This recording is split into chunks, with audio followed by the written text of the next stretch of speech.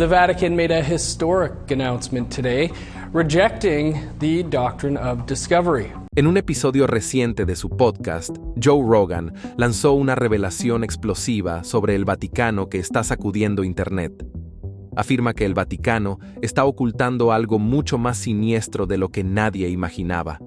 ¿Podría la imagen cuidadosamente mantenida de la Iglesia estar desmoronándose bajo el peso de sus propias verdades oscuras? Descubramos qué es lo que el Vaticano no quiere que el mundo vea. Hombre muerto en juicio. La historia del hombre muerto en juicio es uno de los episodios más extraños e infames en la historia de la Iglesia Católica. Este evento, conocido como el Sínodo del Cadáver, ocurrió en el año 897 después de Cristo e involucró la exhumación y el juicio de un papa fallecido, el Papa Formoso. Este hecho refleja los intensos conflictos políticos y religiosos dentro de la Iglesia durante la Edad Media. El Papa Formoso, quien sirvió como pontífice entre 891 y 896, fue una figura controvertida en su tiempo. Estuvo profundamente involucrado en las luchas políticas de la época, especialmente entre las distintas facciones que competían por el control del Sacro Imperio Romano. Su apoyo a diferentes gobernantes en distintos momentos le valió tanto aliados como enemigos. Estas lealtades cambiantes y sus maniobras políticas lo convirtieron en una figura polarizadora dentro de la Iglesia.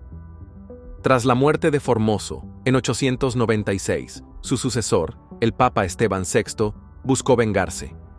Acusó a Formoso de usurpar el papado y de violar las leyes eclesiásticas. Aunque las motivaciones exactas detrás de este acto no están del todo claras, los historiadores creen que se debió a rivalidades políticas. Es posible que el Papa Esteban VI estuviera bajo la presión de poderosas facciones que querían deslegitimar los actos y decisiones de Formoso como pontífice. El juicio en sí fue macabro y sin precedentes. El Papa Esteban VI ordenó que el cadáver de Formoso fuera exhumado de su tumba. El cuerpo, que llevaba 7 meses muerto, fue colocado en un trono en el tribunal papal, vestido con las vestiduras papales. Se nombró a un diácono para que actuara como defensor de Formoso durante el juicio, aunque el resultado ya estaba decidido de antemano. Se leyeron en voz alta los cargos contra Formoso, y el juicio procedió como si estuviera vivo. Fue acusado de perjurio y de haber violado las leyes de la Iglesia al convertirse en obispo de Roma, mientras aún ocupaba el cargo de obispo en otra ciudad. No fue sorprendente que el cadáver de Formoso fuera declarado culpable. El castigo fue tanto simbólico como espeluznante. El Papa Esteban VI ordenó que los actos papales de Formoso fueran declarados nulos y sin efecto. Su cuerpo fue despojado de las vestiduras sagradas, se le amputaron los 3 dedos que usaba para bendecir, y finalmente, su cadáver profanado fue arrojado al río Tíber, el método tradicional para deshacerse de los criminales y de aquellos considerados indignos. Tratos bancarios con un líder infame de la Segunda Guerra Mundial. Durante la Segunda Guerra Mundial, las actividades financieras del Vaticano, en particular a través de su banco, el Instituto para las Obras de Religión, IOR, estuvieron envueltas en controversia. Se ha informado que el IOR, conocido comúnmente como el Banco del Vaticano, estuvo involucrado en transacciones financieras con la Alemania nazi bajo el mando de Adolf Hitler. Esta conexión sigue siendo uno de los aspectos más debatidos y oscuros de la historia del Vaticano. El Vaticano es un estado soberano con su propio sistema de gobierno, economía y finanzas. Esta independencia le permitió operar fuera del escrutinio de otras naciones. Durante la guerra, el Vaticano mantuvo una postura de neutralidad, afirmando que su misión era servir como guía moral y espiritual para todas las personas, independientemente de sus afiliaciones políticas. Sin embargo, la neutralidad no significó un desapego total. Se alega que el Banco del Vaticano se convirtió en un centro financiero para transferir fondos, incluidos los relacionados con la Alemania nazi. Una de las afirmaciones más controvertidas sugiere que el Vaticano recibió anualmente impuestos eclesiásticos de la Alemania nazi, los cuales se canalizaban a través del IOR. Estos impuestos eran contribuciones recogidas de los católicos alemanes y transferidas al Vaticano. Sin embargo, el secretismo que rodeaba estas transacciones despertó sospechas. Se dice que los fondos se transferían a través del IOR para evitar la detección por parte de los bancos occidentales, lo que permitía al Vaticano ocultar el origen del dinero. Esta práctica supuestamente ayudó al IOR a ganar reconocimiento como una de las instituciones financieras offshore más prominentes durante la guerra. Las actividades del IOR no se limitaron a simples transferencias de fondos. Se ha alegado que el Banco del Vaticano almacenó miles de millones de dólares en activos vinculados al régimen nazi. Algunos informes sugieren que el Vaticano se benefició económicamente de su relación financiera con los líderes fascistas de Alemania, aunque la cantidad exacta sigue siendo desconocida debido a la falta de transparencia.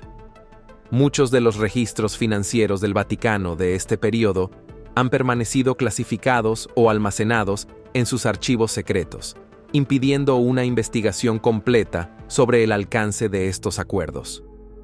Los críticos argumentan que la supuesta cooperación financiera del Vaticano con los nazis fue moralmente cuestionable, dado el contexto de las atrocidades cometidas durante el Holocausto y la Segunda Guerra Mundial. Otros sostienen que las acciones del Vaticano estuvieron motivadas por el deseo de proteger los intereses de la Iglesia en Alemania y preservar su independencia en un momento de inestabilidad global. El temor de la Iglesia al comunismo, en particular la expansión de la influencia soviética, también pudo haber influido en su disposición a colaborar con la Alemania nazi. Los huérfanos de du Plessis. La historia de los huérfanos de du Plessis es un capítulo trágico y oscuro de la historia de Canadá, que revela cómo los niños más vulnerables fueron explotados con fines de lucro y sometidos a abusos. Este escándalo se desarrolló en Quebec durante las décadas de 1940 y 1950, bajo la administración de Maurice Duplessis, el primer ministro de la provincia. Miles de niños fueron víctimas de un esquema deliberado que involucraba al gobierno provincial y a la Iglesia Católica, que administraba la mayoría de los orfanatos en ese entonces. En el centro del problema estaba el estricto código moral de la Iglesia Católica. De acuerdo con sus enseñanzas, las mujeres solteras que quedaban embarazadas eran a menudo presionadas para entregar a sus hijos. Muchos de estos niños eran enviados a orfanatos dirigidos por monjas católicas. En Quebec, la Iglesia desempeñaba un papel dominante en la provisión de servicios sociales, incluyendo la educación y el cuidado de los huérfanos. Sin embargo, este sistema, que se suponía debía proteger y cuidar a los niños, se convirtió en un vehículo para la explotación. El escándalo comenzó cuando el primer ministro Duplessis vio una oportunidad para aumentar los fondos gubernamentales explotando a los huérfanos. En esa época, la financiación federal para instituciones psiquiátricas era significativamente mayor que para los orfanatos. Por ejemplo, los orfanatos recibían $1.25 por día por cada niño, mientras que los hospitales psiquiátricos recibían $2.75 por paciente. Para aprovechar esta diferencia financiera, el gobierno provincial, bajo el liderazgo de Duplessis, reclasificó falsamente a miles de niños huérfanos sanos como enfermos mentales o inestables psiquiátricamente. Esto permitió al gobierno acceder a mayores fondos destinados a hospitales mentales. Estos niños, conocidos como los huérfanos de Duplessis, fueron enviados a instituciones psiquiátricas, donde fueron sometidos a condiciones horribles. Muchos de ellos fueron confinados en asilos y tratados como si realmente tuvieran enfermedades mentales. A menudo se les negaba la educación, se les obligaba a realizar trabajos forzados y en muchos casos eran abusados física y sexualmente por el personal. Estos niños, que ya estaban abandonados o huérfanos, quedaron indefensos y sin voz en un sistema que los trataba como mercancías. La Iglesia Católica, que gestionaba muchos de los orfanatos e instituciones, también se benefició económicamente de este esquema. Al cooperar con la reclasificación de los niños realizada por el gobierno, la Iglesia obtuvo fondos adicionales para sus instalaciones. Esta complicidad ha llevado a críticas generalizadas sobre el papel de la Iglesia en el abuso y maltrato de los huérfanos. La difícil situación de los huérfanos de Duplessis permaneció oculta hasta la década de 1990, cuando los sobrevivientes comenzaron a hablar sobre los abusos que sufrieron. Sus testimonios revelaron la magnitud del trauma que padecieron. Muchos de ellos lucharon durante toda su vida con cicatrices emocionales, psicológicas y físicas como resultado de su trato. Desde entonces, los sobrevivientes han exigido justicia, compensación financiera y el reconocimiento público de los crímenes cometidos contra ellos. En 1999, el gobierno de Quebec se disculpó formalmente por su papel en el escándalo y creó un fondo para compensar a las víctimas. Sin embargo, los críticos argumentan que la compensación fue insuficiente y que la Iglesia Católica nunca ha asumido plena responsabilidad por su implicación. Contrabando de posguerra. El contrabando de posguerra se refiere a las actividades secretas que ocurrieron después de la Segunda Guerra Mundial, particularmente relacionadas con la fuga de criminales de guerra nazis. Este esfuerzo organizado es una de las historias más controvertidas de la historia moderna. Después de la guerra, muchos nazis de alto rango y colaboradores buscaron evadir la captura y el enjuiciamiento por sus crímenes, incluidos los cometidos durante el Holocausto. Con Europa sumida en el caos, encontraron formas de escapar utilizando redes secretas conocidas como Ratlines. Las Ratlines eran rutas clandestinas que permitían a los nazis huir de Europa y establecerse en países como Argentina, Brasil y Paraguay.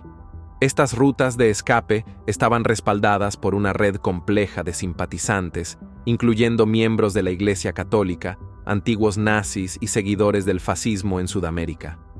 Muchos fugitivos lograron evitar la detección al obtener identidades falsas y documentos de viaje. Uno de los individuos más infames relacionados con las Ratlines fue el obispo Alois Udall, un clérigo austriaco radicado en Roma. Udall era un simpatizante nazi que utilizó su posición en la Iglesia Católica para ayudar a los criminales de guerra a escapar. Proporcionó a estos individuos documentos de identificación falsos y pasaportes, a veces emitidos por la Cruz Roja Internacional. Udall afirmó que ayudaba a estas personas por compasión y por su deseo de apoyar a los refugiados cristianos. Pero los críticos argumentan que sus acciones permitieron a algunos de los peores perpetradores de crímenes de guerra evitar la justicia. Se ha alegado que el Vaticano estuvo involucrado en estas rutas de escape, lo que ha generado mucha controversia. Según los investigadores, el Vaticano ayudó a crear identidades falsas para los nazis que escapaban y facilitó su traslado. Algunos sostienen que estas acciones fueron motivadas por el temor al avance del comunismo, que consideraban una amenaza mayor que el régimen nazi. Otros creen que la Iglesia intentaba proteger a sus miembros que habían colaborado con los nazis durante la guerra. Uno de los nazis más conocidos que escapó a través de estas redes fue Adolf Eichmann, un arquitecto clave del Holocausto. Después de la guerra, Eichmann huyó de Alemania y finalmente llegó a Argentina con una identidad falsa. Vivió allí durante años antes de ser capturado por agentes israelíes en 1960. Su juicio atrajo la atención mundial sobre las atrocidades del Holocausto y puso en evidencia el fracaso de la comunidad internacional para llevar a los criminales de guerra ante la justicia. Otro personaje notable fue Josef Mengele, el infame médico de Auschwitz, que realizó experimentos inhumanos con los prisioneros. Mengele también utilizó las Ratlines para escapar a Sudamérica, donde vivió bajo diversos alias. A pesar de años de esfuerzos por capturarlo, Mengele evadió la justicia y murió en Brasil en 1979. Vatilix. Vatilix se refiere a un importante escándalo relacionado con la filtración de documentos confidenciales del Vaticano, que comenzó a principios de 2012. Esta controversia reveló serios problemas internos en la Iglesia Católica, incluyendo corrupción, mala gestión y conflictos entre altos funcionarios. Las filtraciones plantearon importantes preguntas sobre la transparencia y la responsabilidad dentro de una de las instituciones más antiguas del mundo. El escándalo salió a la luz cuando varios documentos fueron filtrados a los medios, incluyendo cartas privadas, memorandos e informes que exponían información preocupante sobre las operaciones del Vaticano.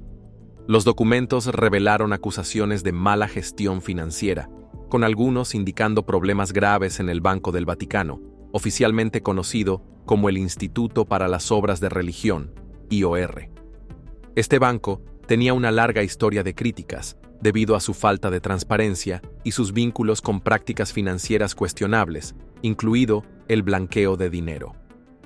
Uno de los documentos más notorios fue una carta escrita por el arzobispo Carlo Maria Viganò, quien se desempeñaba como embajador del Vaticano en Estados Unidos. En su carta, Viganò acusó a varios altos funcionarios, incluido el cardenal Tarcisio Bertone, secretario de Estado, de mala gestión y corrupción. Afirmó que estos problemas estaban impidiendo que la Iglesia cumpliera con su misión. Las acusaciones de Viganò revelaron un panorama preocupante de conflictos internos y divisiones dentro del Vaticano. La figura principal en las filtraciones fue Paolo Gabriele, quien se desempeñaba como mayordomo del Papa Benedicto XVI. En mayo de 2012, fue arrestado por robar documentos confidenciales del apartamento privado del Papa. Gabriele luego confesó haber filtrado estos documentos, afirmando que quería exponer la corrupción y promover una reforma dentro de la Iglesia. Sus acciones fueron vistas tanto como una traición como un intento desesperado de generar cambios. Gabriele fue juzgado y sentenciado a 18 meses de prisión, pero el Papa Benedicto XVI más tarde lo perdonó, lo que generó sorpresa y desató un debate sobre cómo la Iglesia manejó el escándalo. En respuesta a las filtraciones, el Papa Benedicto XVI estableció una comisión especial para investigar la situación y mejorar la transparencia. Nombró al cardenal George Pell para supervisar las operaciones financieras del Vaticano e implementar reformas. Sin embargo, muchos críticos argumentaron que estos esfuerzos no eran suficientes para abordar los problemas sistémicos dentro del Vaticano. Cuando el Papa Francisco asumió en 2013, heredó los desafíos creados por el escándalo de Batileaks. Ha hecho de la transparencia y la responsabilidad los pilares de su papado, destacando la importancia de reformar las prácticas financieras del Vaticano. El Papa Francisco ha tomado medidas para mejorar la supervisión y abordar los problemas relacionados con la corrupción, con el objetivo de restaurar la confianza en la Iglesia. El Papa Juan VIII. El Papa Juan VIII, más comúnmente conocido como Papa Juana, es una figura legendaria en la historia de la Iglesia Católica, aunque su existencia es objeto de debate. Según la historia, era una mujer que se disfrazó de hombre y se convirtió en papa durante la Edad Media. El relato de la Papa Juana ha fascinado a historiadores y al público durante siglos, planteando preguntas sobre el género, el poder y el papel de las mujeres en la Iglesia.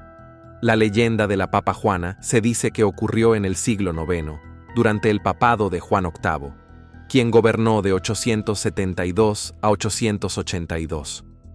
Según la versión más popular de la historia, Juana nació en Inglaterra. Era muy educada y tenía habilidades en varios campos, incluyendo la medicina y la teología. Para continuar con sus estudios, Juana se disfrazó de monje y viajó a Roma, donde adoptó el nombre de Juan Anglicus. Como hombre, ganó una reputación por su inteligencia y sabiduría. Las habilidades de Juana le permitieron ascender rápidamente en las filas de la Iglesia y finalmente se convirtió en consejera de confianza del Papa. La historia cuenta que fue elegida como Papa después de la muerte del Papa León IV, convirtiéndose en la primera y única mujer en ocupar dicho puesto. Sin embargo, el reinado de Juana fue breve. Según la leyenda, se quedó embarazada durante su tiempo como papa. Mientras montaba para una procesión, entró en labor de parto y dio a luz a un niño en público. Esta revelación sorprendió a la multitud, que se dio cuenta de que su papa era, en realidad, una mujer. La historia sostiene que fue asesinada por una turba enfurecida o forzada a huir. La Iglesia ha negado oficialmente la existencia de la Papa Juana, considerando la historia como una invención. Sin embargo, la leyenda ha perdurado a lo largo de los siglos y ha capturado la imaginación de muchos. Ha sido objeto de numerosos libros, películas y obras de arte, a menudo simbolizando la lucha por los derechos y el reconocimiento de las mujeres en una institución dominada por hombres. Evasión fiscal. El Vaticano, oficialmente conocido como la Santa Sede, es una entidad soberana y opera de manera diferente a otros países en lo que respecta a la fiscalidad. Aunque no paga impuestos de la misma manera que los individuos o las empresas, ha habido preocupaciones sobre la transparencia financiera y la posible evasión fiscal. El Vaticano genera ingresos a partir de diversas fuentes, incluidas las donaciones de católicos de todo el mundo, inversiones y bienes raíces. Sin embargo, debido a su estatus de Estado soberano, el Vaticano no paga impuestos sobre estos ingresos. Este estatus único ha llevado a críticas y escrutinio por parte de gobiernos y organizaciones financieras, particularmente con respecto a sus prácticas bancarias. Una de las principales preocupaciones sobre la evasión fiscal está relacionada con el Banco del Vaticano, formalmente conocido como el Instituto para las Obras de Religión, IOR. Establecido en 1942, el Banco del Vaticano ha enfrentado numerosas acusaciones de mala conducta financiera y falta de transparencia.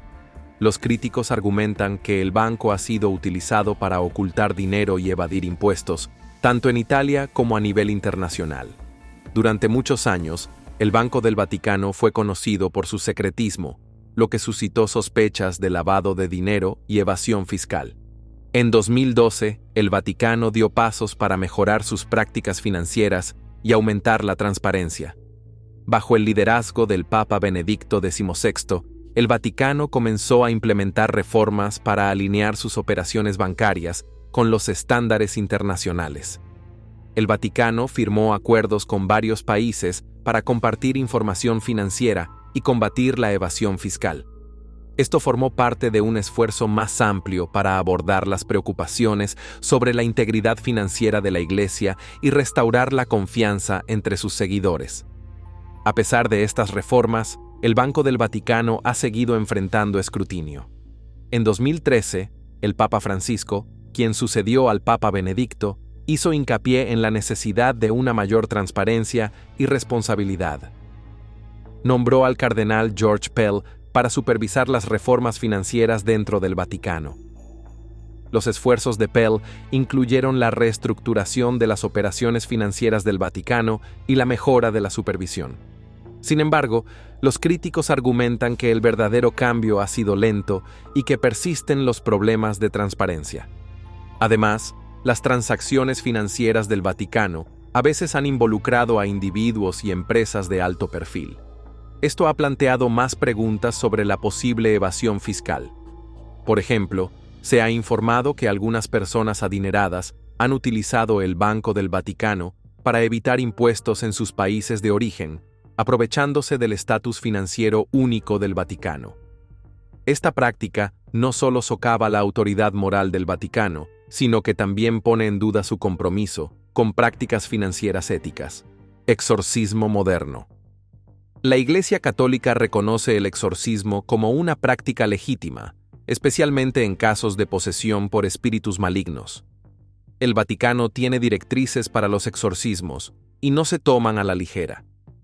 Antes de realizar un exorcismo, se lleva a cabo una investigación exhaustiva para determinar si la persona está realmente poseída o si sus síntomas pueden explicarse por condiciones médicas o psicológicas. En 1999, el Vaticano publicó una versión actualizada del Rituale Romanum, que incluye las oraciones y procedimientos oficiales para el exorcismo. Este documento enfatiza que el exorcismo solo debe ser realizado por un sacerdote capacitado, generalmente uno que haya sido designado como exorcista por un obispo. El sacerdote debe tener un sólido trasfondo espiritual y ser capaz de discernir los signos de la posesión. El proceso de exorcismo. El proceso de exorcismo puede ser intenso. Durante un exorcismo, el sacerdote puede utilizar agua bendita, oraciones y objetos sagrados como crucifijos para confrontar al espíritu maligno. A menudo, el sacerdote ordena al espíritu que abandone a la persona en el nombre de Jesucristo. Esta experiencia puede ser desafiante tanto para la persona sometida al exorcismo como para el sacerdote que lo realiza. En los últimos años, ha habido un aumento notable en el número de sacerdotes capacitados como exorcistas. En 2014, el Vaticano organizó una conferencia en la que más de 100 exorcistas de todo el mundo se reunieron para compartir experiencias y mejores prácticas. Este evento destacó el compromiso de la Iglesia para atender las necesidades espirituales de quienes creen estar poseídos. Además, el Papa Francisco ha hablado sobre la importancia del exorcismo en el mundo moderno. Ha enfatizado que el mal existe y que el exorcismo puede ser una herramienta poderosa para combatirlo. El Papa ha alentado a los sacerdotes a estar vigilantes y a responder a las necesidades de sus congregaciones, especialmente en casos de posesión o angustia espiritual. Tribunal secreto. El Tribunal del Vaticano forma parte de la Signatura Apostólica, que es el máximo tribunal de la Iglesia Católica. Se ocupa de asuntos relacionados con el derecho canónico, el sistema legal que rige la Iglesia. El tribunal aborda casos que involucran delitos graves, como el abuso sexual, la corrupción financiera y otras violaciones de las leyes eclesiásticas. Uno de los aspectos más significativos del Tribunal del Vaticano es su autoridad para juzgar a miembros del clero, incluidos obispos, sacerdotes e incluso altos funcionarios del Vaticano. En los últimos años, el tribunal ha estado bajo escrutinio debido a casos de abuso sexual de alto perfil que involucran a miembros del clero. La Iglesia ha enfrentado una gran presión para abordar estos casos de manera más transparente y efectiva. El Tribunal del Vaticano opera bajo estrictas reglas de confidencialidad, lo que significa que muchos detalles sobre los casos que maneja no se hacen públicos. Esta discreción tiene como objetivo proteger la dignidad de las personas involucradas y mantener la integridad de la Iglesia. Sin embargo, este secretismo ha sido criticado por defensores de las víctimas y por los medios de comunicación, quienes argumentan que obstaculiza la rendición de cuentas y la justicia. En 2019, el Papa Francisco realizó cambios significativos en los procesos judiciales del Vaticano en respuesta a los escándalos en curso. Estableció un nuevo conjunto de directrices para mejorar el manejo de los casos de abuso y aumentar la transparencia dentro de la Iglesia. Estas reformas incluyeron la creación de un sistema para denunciar abusos y garantizar que los casos se trataran con mayor rapidez. Un caso notable que atrajo la atención del Tribunal del Vaticano involucró al cardenal George Pell, ex jefe de la Secretaría de Economía del Vaticano. Pell fue acusado de abuso sexual en Australia y condenado en 2018. Sin embargo, en 2020, el Tribunal Supremo de Australia revocó su condena, lo que provocó debates adicionales sobre la justicia dentro de la Iglesia. El Vaticano también ha enfrentado acusaciones de corrupción y mala gestión, particularmente en relación con sus instituciones financieras. El tribunal tiene jurisdicción sobre casos de mala conducta financiera por parte de funcionarios de la Iglesia. En los últimos años, el Vaticano ha trabajado para mejorar su transparencia financiera y abordar las preocupaciones sobre el lavado de dinero, lo que ha añadido presión al tribunal para actuar con firmeza.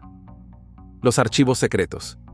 Ubicados dentro de la Ciudad del Vaticano, los archivos secretos abarcan aproximadamente 85 kilómetros, alrededor de 53 millas, de estanterías llenas de documentos.